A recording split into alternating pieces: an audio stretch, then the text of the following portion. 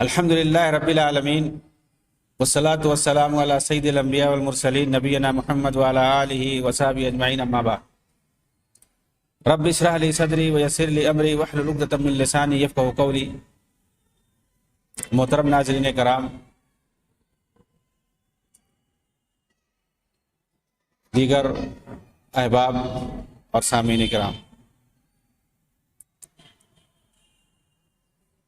حسن بننا کے افکار و نظریات پر میری گفتگو چل رہی تھی، اور میں نے بتایا تھا کہ کس طرح سے انہوں نے عبدالعزیز کامل کو، جو کہ ان کے شاگرد تھے، ان سے یہ بات کہی کہ ایک وقت آئے گا کہ تمہارے درمیان اختلاف ہو جائے گا، اس وقت میری بات ماننا۔ تو یہ ان کی اپنی فکر تھی، کس طرح وہ کہتے تھے۔ حالانکہ اگر آپ دیکھیں گے تو یہ حسن بننا جو مصر کے بادشاہ تھے اس وقت، ملک فؤاد ان کے زمانے میں، اور پھر اس کے بعد ملک فاروق، چاہے وہ شاہ فؤاد ہو یا شاہ فاروق ہو، ان سب سے بیعت کیے ہوئے تھے اور ان کے مداح بھی تھے، ان کے پاس جایا کرتے تھے، ان کے مداح بھی تھے، مگر مسلمانوں کے اندر یہ الٹا پرچار کرتے تھے اور یہ تصور دیتے تھے کہ اس وقت مسلمانوں کا نہ کوئی امام ہے نہ کوئی خلیفہ ہے، اور یہ خود جا کر کے بیعت کیے ہوئے تھے ملک فؤاد سے بھی اور ملک فاروق سے بھی، جو ملک فاروق بعد میں آئے۔ لیس للمسلمین الان امام، اس وقت مسلمانوں کا کوئی خلیفہ اور امام نہیں ہے۔ عباس سیسی نے اسے فی قافلۃ الاخوان المسلمین کے اندر نقل کیا ہے، یہ بھی بہت بڑی اخوانی مصنف ہے۔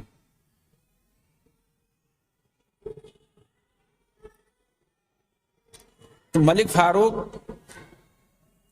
کے حق میں یہ باقاعدہ نعرہ لگواتے تھے اپنی جماعت کے طلباء سے،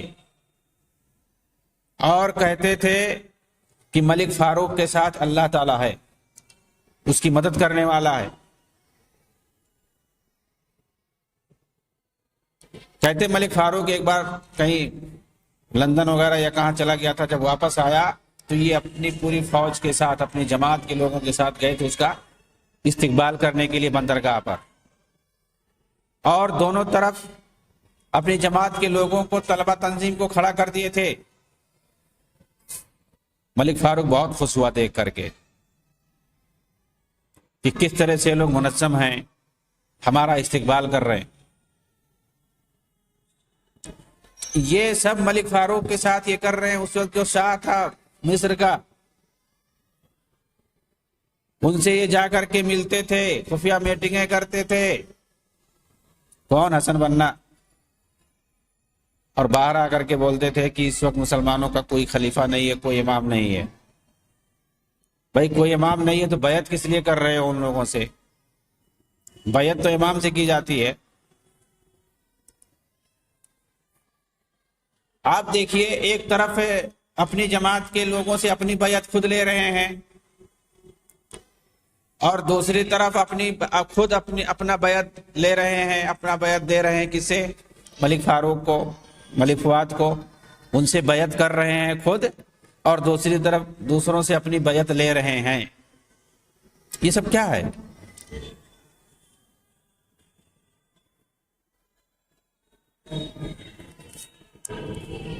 مجھے یاد آ رہا ہے پاکستان کے اندر سید مودودی سے مولوی عبدالحکیم تھے، ان سے مناظرہ ہو گیا۔ کس بات پر؟ امیر کی اطاعت پر۔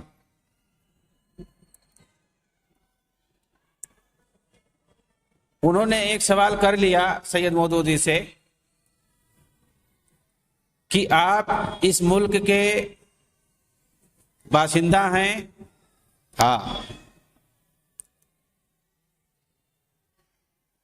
حکومت کی طرف سے آپ کے پاس حکومتی کارڈ ہے، شناختی کارڈ ہے، آپ اس کی ایک رعایا ہو؟ ہاں، سب ہے ہمارے پاس، شناختی کارڈ ہے، ہم ووٹ دیتے ہیں، انہوں نے کہا آپ یہ بتائیے کیا کوئی رعایا حکومت کے ہوتے ہوئے، ایک حکومت قائم ہے اس کے ہوتے ہوئے ایک رعایا، ایک باشندہ کوئی، کیا وہ اپنے لیے بیعت لے سکتا ہے؟ یہ بیعت لینا کیسا ہے؟ حکومتی شناختی کارڈ ہے آپ کے پاس،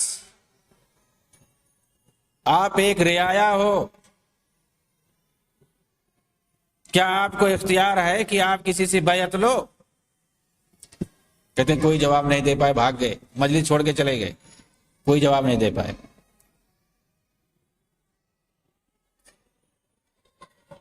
تو یہ ان لوگوں کی حالت ہے کہ ایک طرف حسن بننا ملک فؤاد کی بیعت کر رہے ہیں، اس کے مرنے کے بعد ملک فاروق سے بیعت کر رہے ہیں، اور دوسری طرف اپنے لیے خود بیعت لے رہے ہیں، اپنا خود امیر اور امام بن رہے ہیں۔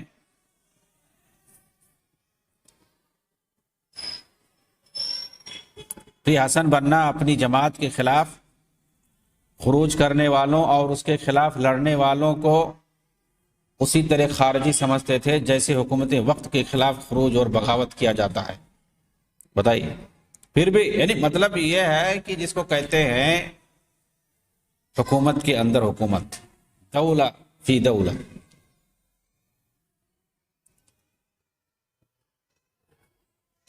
کسی ملک کے خلاف، حکومت کے خلاف اگر بغاوت کیا جائے تو اس کو باغی اور خارجی کہتے ہیں۔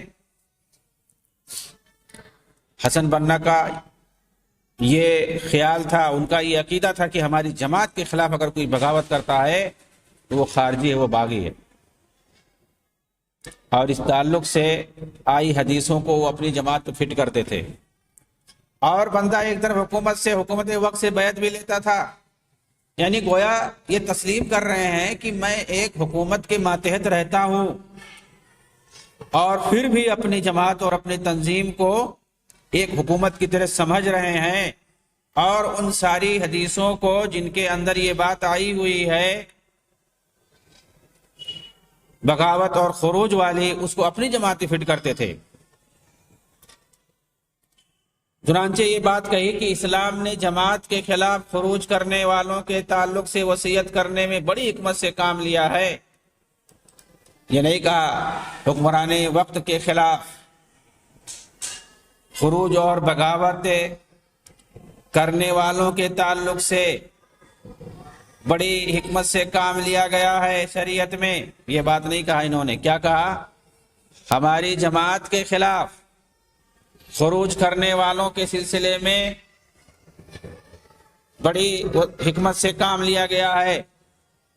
اور اس کے بعد وہ حدیث انہوں نے پیش کی، من اتاکم وامرکم جمیع یرید ان یشق عصاکم فاضربوہ بالسیف کائنا من کان، کہ جب تمہارے اندر اتفاق ہو کسی امام پر، یعنی مطلب حکومت بن گئی ہو، کوئی خلیفہ چن لیا گیا ہو، متعین ہو گیا ہو، اور اس کے بعد کوئی آ کر تمہارے صفوں میں پھوٹ ڈالنا چاہے تو تلوار سے اس کی گردن مار دو، خواہ کوئی بھی ہو۔ یہ حدیث عام ہے، مشہور ہے، کہ مطلب یہ ہے کہ ایک ساتھ دو خلیفہ نہیں ہو سکتے، دو حاکم نہیں ہو سکتے۔ اگر ایک بن گیا ہے، کیسے بھی بن گیا ہے، چاہے انتخاب کے ذریعے سے بنا ہے، شورائیت کے ذریعے سے، یا پھر غلبے کے ذریعے سے بنا ہے، بہرحال کوئی حاکم اگر ہو گیا ہے ملک کا، تو ایسی صورت میں اب اگر اس کے خلاف کوئی کھڑا ہوتا ہے تو اس کی گردن مار دی جائے گی، کائن من کان، کوئی بھی ہو۔ تو بتائیے اس حدیث کو انہوں نے اپنی جماعت پر فٹ کیا، اپنی جماعت پر فٹ کیا ہے۔ مذکرات الدعوہ جو ان کی کتاب ہے، صفحہ 154 پر جا کر کے دیکھیں۔ حسن بننا سمجھتے تھے کہ جو وہ بول رہے ہیں وہی سب اسلام ہے، جو وہ بولتے ہیں وہ اسلام ہوتا۔ وما ينطق عن الهوى ان هو الا وحی یوحی، اپنی طرف سے کچھ نہیں بولتے ہیں، جو کچھ بولتے ہیں وہ وحی ہوتی ہے۔ یہ کس کے بارے میں ہے؟ قرآن کے اندر یہ آیا ہوا ہے، اللہ کے رسول کے بارے میں۔ اور دیکھیے حسن بننا کیا کہہ رہے ہیں، وَعَلَى كُلِّ مُسْلِمٍ أَن يَعْتَقِدَ أَنَّ هَذَا الْمَنْهَجَ كُلُّهُ مِنَ الْإِسْلَامِ وَأَنَّ كُلُّ نَقْصٍ مِّنْهُ نَقْصٌ مِّنَ الْفِكْرَةِ الْإِسْلَامِيَّةِ الصَّحِيحَةِ۔ ہر مسلمان کو یہ عقیدہ رکھنا ضروری ہے کہ یہ ہمارا منہج اسلام ہے، اس میں کسی طرح کی کوئی کمی اسلامی فکر کی کمی ہوگی، یعنی اگر اس کے اندر کچھ کمی ہے تو سمجھ لو اسلام میں کمی ہے، اور یہ جو کچھ ہے یہی اسلام ہے۔ انہوں نے جو لکھ دیا مذکرات کی شکل میں، جو مذکرات الدعوہ و داعیہ جسے کہتے ہیں، مشہور ہے، اس کے اندر جو لکھا ہے کہہ رہے ہیں یہ اسلام ہے، اگر اس کے اندر کچھ کمی ہے تو سمجھ لو اسلام میں کمی ہے۔ 250-300 صفحے کی کتاب ہے ان کی، پورا اسلام اس میں انہوں نے لکھ دیا ہے اور دعویٰ کر دیا کہ یہی اسلام ہے، اس میں اگر کچھ کمی ہے تو سمجھ لو دین اسلام میں کمی ہے، نعوذ باللہ۔ وَأَنَّ كُلَّ نَقْصٍ مِّنْهُ نَقْصٌ مِّنَ الْفِكْرَةِ الْإِسْلَامِيَّةِ الصَّحِيحَةِ۔ حسن بننا اپنے پیروکاروں کے ذہن میں دوسروں کی تحقیر اور تذلیل کا بھرم بٹھاتے تھے، چنانچہ کہتے ہیں الاخوان تحت رایت القرآن کے تحت کیا کہتے ہیں، ایھا الاخوان المسلمون ھذہ منزلتکم فلا تصغروا من انفسکم فتقیسوا انفسکم بغیرکم۔ کیا کہہ رہے ہیں، میرے اخوانی بھائیوں، یہ تو آپ کا مقام و مرتبہ ہے، تم اپنے آپ کو اس طرح حقیر نہ سمجھو کہ خود کو دوسروں کی طرح سمجھنے لگو، دوسروں کی طرح اپنے آپ کو حقیر نہیں سمجھنا، دوسروں پر اپنے کو قیاس نہیں کرنا اور دوسروں پر اپنے پر قیاس کر کے اپنے آپ کو حقیر سمجھو۔ ھذہ منزلتکم، یہ تو مقام تم پا گئے، اس مقام پہ کوئی نہیں آیا ابھی تک تم لوگوں کے علاوہ، دوسرے لوگ کیا ہیں، حقیر ہیں، ان کے اوپر اپنے آپ کو قیاس نہیں کرنا۔ اس کے لیے دیکھیں امراء الدم صناعۃ الارہاب من المودود حتی البغدادی، یہ بہت خطرناک کتاب ہے، اخوانیوں کے پورے تانے بانے کو جوڑا گیا ہے۔ جو داعشی تنظیمیں ہیں جہاد کے نام پہ جو خون خرابے کرتے ہیں، ان تمام داعشی تنظیموں کے تانے بانے کو جوڑا گیا ہے اخوان المسلمون سے، اور اس میں حسن بننا، سید قطب، یوسف قرضاوی، سید مودودی، ان تمام لوگوں کو بتایا گیا ہے کہ یہ سب کے سب امراء الدم ہیں، جتنی تنظیمیں جہاد کے نام پر خون خرابے کر رہی ہیں، ان سب کے ماسٹر مائنڈ ہیں یہ سارے لوگ، انہی لوگوں کی تعلیمات پر عمل کر کے یہ لوگ آج یہ حرکتیں، یہ کارستانیاں کر رہے ہیں۔ تو یہ کتاب بہت خطرناک ہے، ساری چیزیں اس میں انہوں نے دلائل کے ساتھ، پروف کے ساتھ لکھا ہے۔ بلکہ حسن بننا نے اپنے پیروکاروں کو ایسا لباس اختیار کرنے کا مشورہ دیا کہ جس کے ذریعے وہ دوسرے لوگوں سے ممتاز ہوں۔ بدقسمتی سے حسن بننا کی یہ پرورش مسلک سلف کے منہج پر نہ ہو سکی، بلکہ صوفیوں کے منہج پر ہوئی ہے۔ ان کی جو پرورش ہوئی ہے صوفیوں کے منہج پر، وہ بھی بدترین انحراف کا شکار شاذلی خصافی تصوف کے منہج پر۔ تصوف کے اندر بہت سارے سلسلے ہیں، تو اس میں ایک سلسلہ شاذلی خصافی کا ہے، شاذلیہ الخصافیہ، اسی سلسلے سے ان کا تعلق تھا اور اسی منہج پر ان کی تربیت ہوئی ہے، اسی منہج پر ان کے والد خود تھے۔ بلکہ اس سلسلے پہ یعنی خصافی اور شاذلی سلسلے سے متعلق ان کے والد نے ایک کتاب بھی لکھی ہے، تنویر الزکیہ فی اوراد الطریقۃ الزورقیہ، جو 1933 میں شائع ہوئی تھی۔ تصوف اختیار کرنے کے بعد حسن بننا شیعوں کے افکار و نظریات حاصل کرنے کے لیے जमाल उद्दीन अफगानी को अपना उस्ताद बनाया, जिनकी तफसील आ चुकी है। लेकिन दोनों में से मुसीबत के वक्त किसी ने मदद नहीं की। दोनों में से मतलब शियों ने भी मदद नहीं की और सूफियों ने भी कभी मदद नहीं की, ये कहना चाहते हैं। सूफियों ने खुशहाली के वक्त खूब नारे लगाए, मगर पाबंदी के ज़माने में जिस वक्त तन्हाई के औकात काट रहे थे हसन बन्ना, कोई पूछने वाला नहीं था उनका। यहां तक कि जनाजे में कोई शरीक तक नहीं हुआ। दूसरी तरफ नवाब सफवी के एहतजाजात जमात पर पाबंदी लगने का सबब बना। कहते हैं इख्वानुल मुस्लिमून जो जमात उस पर जो पाबंदी लगने की असल वजह है वो नवाब सफवी था, शिया राफिजी ईरान का था और जामे अजहर में ये भी रहता था। यही इख्वानी तलबा को इकट्ठा करता था और हुकूमत के खिलाफ मुजाहरा करवाने के लिए यही मास्टरमाइंड था। इसी ने ये मशवरा दिया था कि तलबा के ज़रिए से मुजाहरा करवाया जाए, इससे जमात की एक इमेज बनेगी और लोगों की समझ में आएगा कि जमात कितना मुनज़्ज़म है। तो ये राफिजी जो था शिया, नवाब सफवी सैयद कुतुब का बहुत ही कट्टर दोस्त था, हसन बन्ना ही के साथ रहता था। ये कहते हैं कि जो पाबंदी लगाई गई इसकी मेन वजह वही थी, एहतजाजात वगैरह, गोया ये सबब बना। लेकिन कभी भी खास तौर से आखिरी उम्र में इसने साथ नहीं दिया सैयद हसन बन्ना का। ये नवाब सफवी जिसने अपनी पूरी सियासत अफगानी से सीखी थी,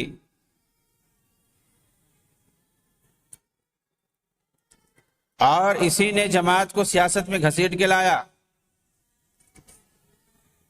फिर उसके बाद ऐसा फंसा दिया कि नतीजे में सियासत भी गई, दावत भी गई और 1948 में पाबंदी लग गई मुकम्मल तौर से। यही वजह है कि हसन बन्ना ने तौहीद उलूहियत और इबादत के अंदर अंबिया रसूल सलफ़े सालिहीन का तरीका छोड़कर मुशरिकाना सूफियों का तरीका अपनाया। हसन बन्ना ने वो मुशरिकाना सूफियों के तरीके पे थे।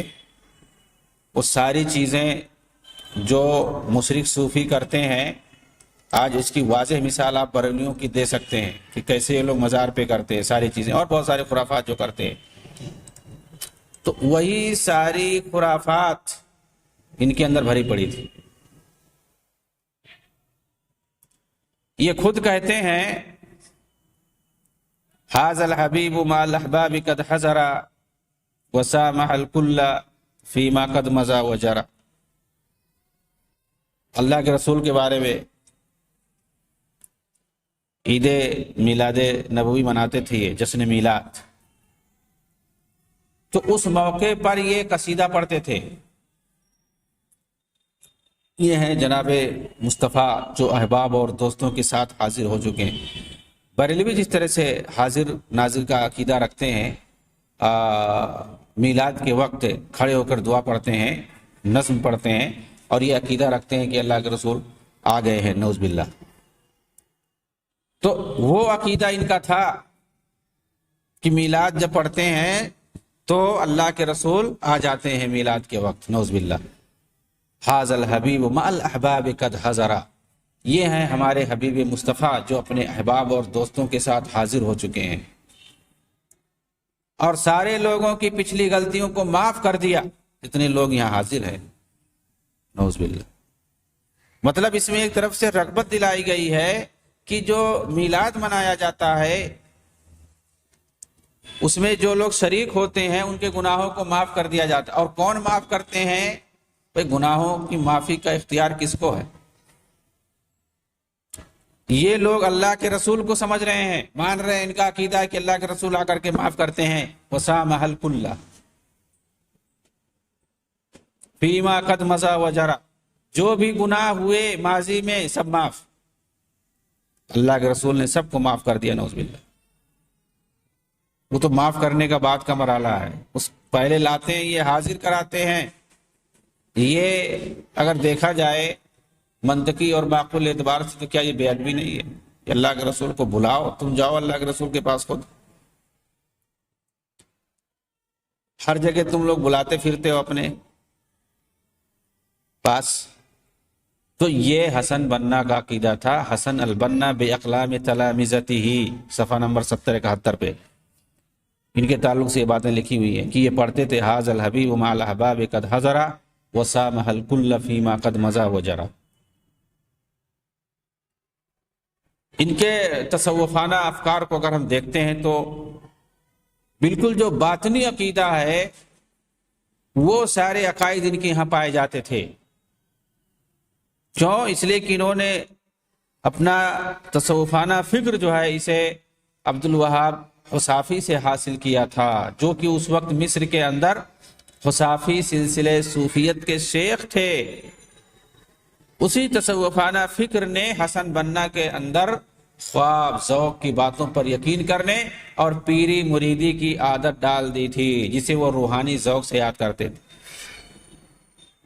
مرشد اول ہونے کی وجہ سے یہی فکر ان کے پیروکاروں کے اندر بھی آئی ہے، اور وہ اسی لیے خود کو مرشد کے سامنے مردوں کو غسل دینے والوں کے سامنے لاش جیسا سمجھنے لگتے ہیں۔ ان کا کہنا ہوتا ہے اخوانیوں کا، جماعتیوں کا، کہ مرشد کے سامنے ایک مرید ایسے ہی ہوتا ہے جیسے غسل دینے والے کے سامنے مردہ۔ تو اپنی مثال یہ مردوں سے دیتے ہیں، مطلب غسل دینے والا مردے کو جیسا چاہتا ہے الٹ پلٹ کرتا ہے، اس کی کوئی مرضی نہیں ہوتی ہے۔ تو ایسے خود کو سمجھنا چاہیے، یہ کہتے ہیں مرشد کے سامنے، اپنے پیر کے سامنے۔ ہر چیز کو پر اسرار بنا کر پیش کیا ہے حسن بنا نے۔ کوئی بھی چیز ہے پر اسرار بنا کے پیش کرو، اس کو راز میں رکھنا، اس کو کسی سے بتانا نہیں، یہ ساری چیزیں۔ جیسا کہ ابن عربی نے اپنے پیروکاروں کو ہدایت کی کہ علوم شریعہ کے اندر جس کا تعلق علم حقائق سے ہے، انہیں لوگوں کے سامنے کبھی پیش نہ کیا جائے، اور حسن بنا نے اسے اپنے قول و عمل کے ذریعے سے ثابت کر دیا، کیونکہ یہ بھی تصوف سے جڑے ہوئے تھے۔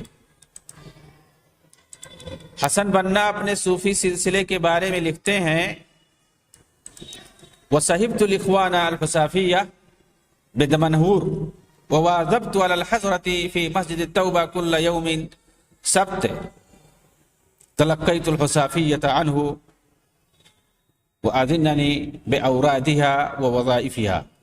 میں نے دمنہور میں حصافی دوستوں کی صحبت اختیار کی، مسجد توبہ کے اندر ہر رات صوفی اجتماع الحضرہ میں شریک ہوتا تھا، وہیں پر سید عبد الوہاب بھی حاضر ہوتے تھے، جن میں سے شاذلی، جن سے میں نے شاذلی حصافی سلسلہ حاصل کیا ہے۔ مزید شیخ نے مجھے حصافی سلسلے کے ذکر و اوراد اور وظائف کی بھی اجازت دے رکھی ہے۔ یہ انہی کی کتاب میں ہے، مذکرات الدعوہ والداعیہ کے اندر، صفحہ نمبر 27۔ تو انہوں نے حصافی شاذلی سلسلہ کس سے اختیار کیا تھا، کس سے حاصل کیا تھا؟ عبد الوہاب سے، جو اس وقت وہ صوفی تھے اس سلسلے کے، انہی کے پاس سے انہوں نے جا کر کے یہ حاصل کیا تھا یہ سلسلہ، اور کہتے ہیں کہ اسی کے اوراد اور وظائف کی میں نے ان سے اجازت بھی لی تھی۔ جابر رزق نے اپنی کتاب حسن بنا باقلام تلامذتہ و معاصرہ، اس کتاب کے اندر صفحہ 8 پر لکھتے ہیں حسن بنا کا تعلق حصافی صوفیوں سے دمنہور میں مضبوط ہوا۔ مسجد توبہ میں آپ برابر حصافی صوفیوں سے ملتے تھے اور ان کے اجتماع میں شریک ہوتے تھے، اور اس سلسلے کو وہیں پر حاصل کیا، یہاں تک کہ محب کے مرتبے سے منتقل ہو کر کے تابع کے درجے تک پہنچ گئے تھے۔ ہوتا ان کے یہاں کئی درجات ہوتے ہیں، تو محب ہوتا ہوگا پہلے، اس کے بعد تابع ہے، پھر اس کے بعد عارف باللہ اور کیا کیا۔ تو یہ تابع کے درجے تک پہنچ چکے تھے۔ حسن بنا کا تعلق قبوری صوفیت سے حد درجہ بڑھا ہوا تھا۔ جو قبوری صوفی تھے ان لوگوں سے ان کے تعلقات، یہاں تک کہ اپنے سلسلے کے شیخ کو خواب میں اکثر دیکھا کرتے تھے عبدالوہاب الحصافی، جیسا کہ انہوں نے اپنی کتاب مذکرات کے اندر صفحہ نمبر 25 میں بیان کیا ہے۔ بلکہ ایک حصافی صوفی جمعیت کے قیام میں شرکت بھی کیا، اسے انہوں نے خود اپنی کتاب مذکرات صفحہ 28 کے اندر نقل کیا ہے۔ آگے کہتے ہیں کہ اسی درمیان ہمارے دل میں یہ خیال آیا کہ محمودیہ کے اندر ایک اصلاحی جمعیت کی بنیاد ڈالنا چاہیے، چنانچہ الجمعیہ الحصافیہ الخیریہ کے نام سے ایک صوفی جمعیت کی بنیاد ڈال دی گئی۔ پھر مجھے اس کا سیکریٹری بنا دیا گیا۔ پھر کچھ دنوں کے بعد اسی سے ملتی جلتی ایک اور جمعیت کی بنیاد ڈالی گئی، جسے بعد میں الاخوان المسلمون کے نام سے جانا گیا۔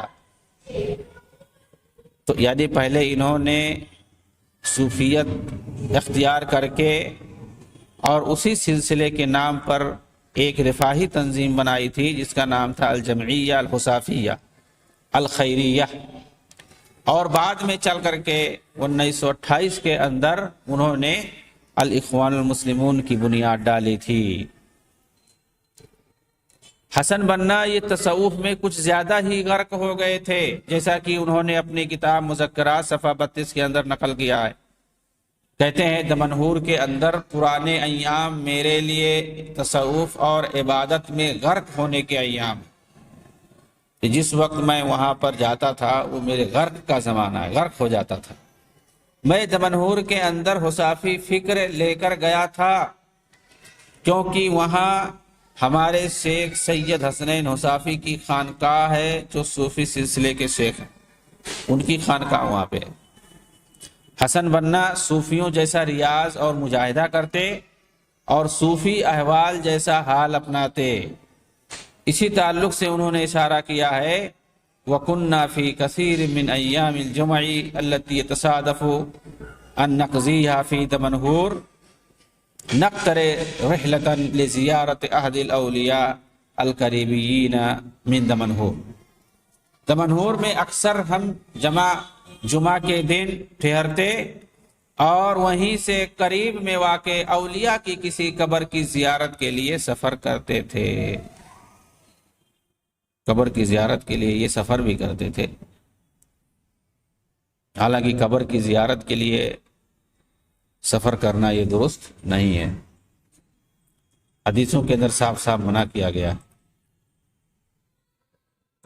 حسن بنا نے بہت سارے صوفیوں کے اور اوراد و وظائف کو اپنا رکھا تھا اور اس کی دعوت بھی دی تھی، جنہیں ایک جگہ اپنی کتاب المناجات میں نقل کر دیا ہے انہوں نے۔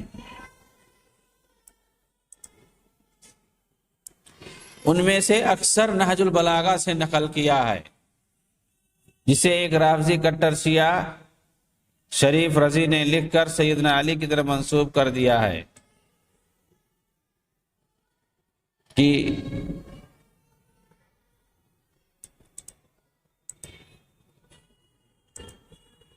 بطور خاص تیجانی طریقے کو انہوں نے خود سیکھا ہے، اسے نقل کیا ہے اور اس کی طرف ایک خاص انداز میں پڑھنے والوں کے لیے لوگوں کو دعوت بھی دی ہے۔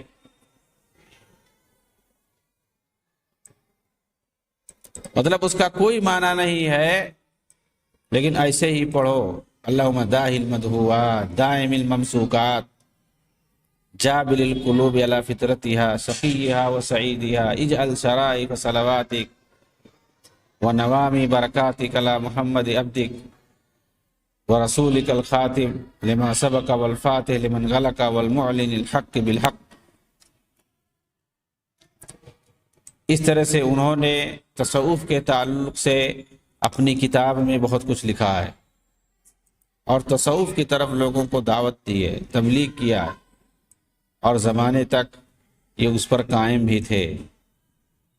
اللہ تعالیٰ افکار منحرفہ سے بچائے اور صحیح دین پر عمل کرنے کی توفیق بخشے۔ آمین۔ وآخر دعوانا ان الحمدللہ رب العالمین۔ والسلام علیکم ورحمۃ اللہ وبرکاتہ۔